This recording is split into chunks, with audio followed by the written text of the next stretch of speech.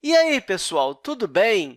Nessa aula, nós vamos continuar falando a respeito da relação de igualdade entre dois membros, mas vamos focar agora na divisão. Deixa eu descer aqui para ficar melhor e vou colocar a divisão.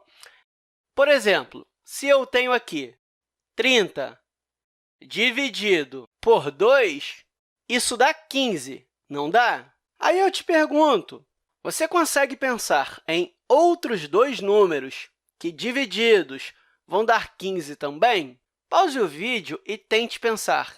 Eu penso aqui rapidamente em 75 dividido por 5. E nós sabemos que 75 dividido por 5 também dá 15.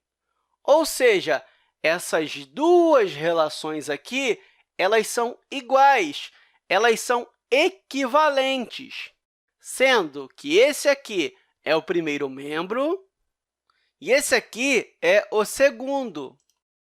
Então, essa relação de equivalência ela também é válida para a divisão. E aqui tem uma coisa bastante importante. Por exemplo, se eu dividir 30 por 2, 30 dividido por 2, nós sabemos que isso é igual a 15. Agora, se eu alterar a ordem aqui, ou seja, colocar o 2 na frente, 2 dividido por 30, nós não vamos ter uma divisão exata. Isso não vai dar 15. Ou seja, nesse caso aqui, a ordem importa. Ou seja, a ordem altera o resultado da divisão. Então, quando se trata de divisão, é preciso termos cuidado, porque a ordem vai alterar o valor. Ou seja, nem sempre vai ser possível realizar essa divisão, como foi nesse caso aqui. Ou seja, não vai dar uma divisão exata, né? Agora, vamos pensar aqui no seguinte. Nós sabemos que 12 é a mesma coisa que 12. Será que se eu escolher um número, como, por exemplo, o 2, e dividir somente o lado direito por 2, vai alterar esta igualdade aqui? Nós sabemos que 12 dividido por 2 dá 6. Portanto, se eu dividir somente um lado, eu vou chegar em 12 igual a 6. E 12 é igual a 6? Não, é diferente. Portanto, se eu dividir somente um lado da minha igualdade por um número, essa equivalência vai se alterar. E se há alteração, esses membros eles não são equivalentes. Agora, se eu escolher este mesmo 2 e dividir também o lado esquerdo, será que a equivalência vai ser mantida? Vamos ver. Eu tenho que 12 é igual a 12. Agora, eu vou dividir este lado esquerdo aqui por 2 e esse lado direito também por 2. Nós sabemos que 12 dividido por 2 vai dar 6.